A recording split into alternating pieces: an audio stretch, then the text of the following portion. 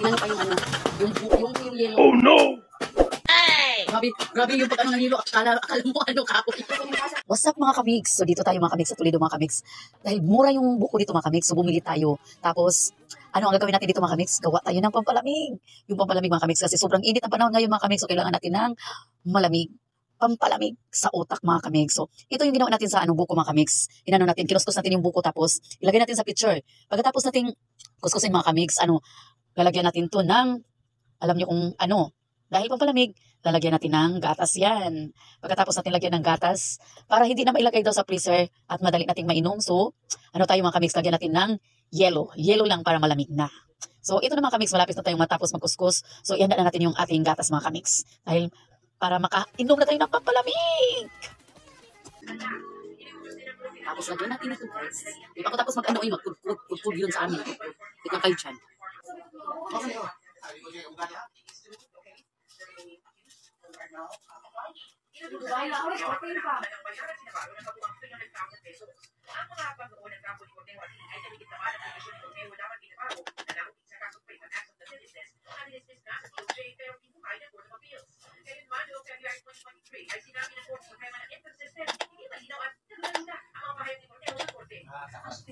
Malinis yung kamay ko guys.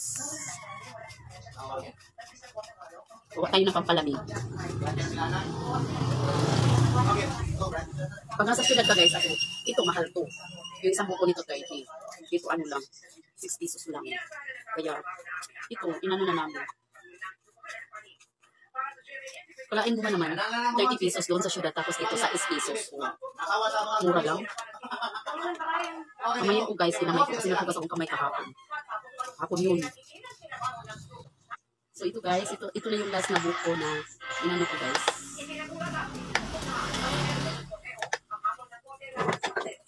Pagkatapos ito guys, lagyan natin ng gatas. Condense. Ayan, tapos na itapon muna natin yung mga sa buko guys. Kasi wala itong mga laman. So itapon muna natin guys. So magtapon muna tayo dito sa ating guys. Lagyan muna natin dito kasi napakainit. Ilagay natin sa lagayan. Ilagay yung lagay. Ito muna. Kasi napakainit sa labas. So ito guys, naglagay muna tayo ng gatas dito sa ating buko. Manamis-namis at masarap yung ating pampalamig.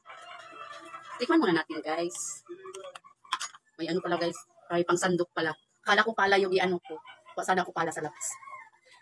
Tama na to guys. Sobrang. Akala ko dito yung ko dito sa pizza. May pala, may pangsandok. Napakatulis. Tapos bagong yun. Guys, masarap na to. Tingnan. Napakasarap. So, ang kulang na lang guys, ilagay muna natin sa freezer para lumamig yung ating buko. Buko juice na may laman to. Huwag na ilagay, may yelo. Huwag na daw ilagay, may yelo daw. Huwag na ilagay yung lagay. So, ayun guys, inano pa yung yelo. Oh no! Hey! Grabe yung pag ng yelo, akala mo kahoy. Ayan, inano pa yung yelo guys kasi inaksa niya yung yelo. Sobrang napakatigas kasi. Ayan. Mamaya guys, muna natin. So ito na guys, ilagay natin yung lagay. Yung yelo. Ilagay natin yung yelo guys. Huwag yung lagay ha. Sama yung lagay. Ayan. Yung lagay kasi guys sa amin, iba yung lagay. Yung lagay. Yan lang muna yan itap. Tapos ito. Hindi na natin nilagay sa freezer kasi nilagyan natin ng yelo. Tapos pwede na itong inumin guys. O kainin yung ating buko juice. Sa syudad guys, napakamahal to. Dito mura lang kaya nandito tayo sa Toledo.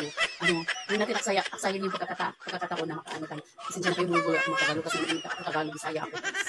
Kaya, natin. Wala nang kapakita so muna natin kainin.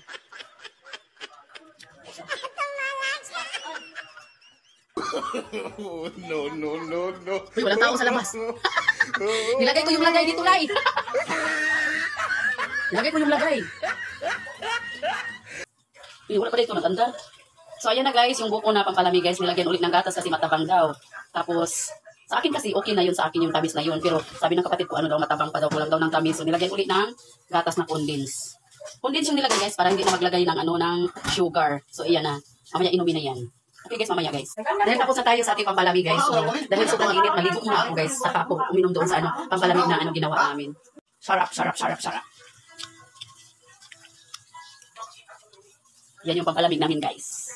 So, okay guys, thank you for watching. Maligo muna ako. Kasi wala pa akong ligo. Galing Mandawi. Ligo muna ako guys. Ha? Kasi nangamoy aswang na ako guys. Wala pa akong ligo. So thank you for watching guys. Bye! Love you!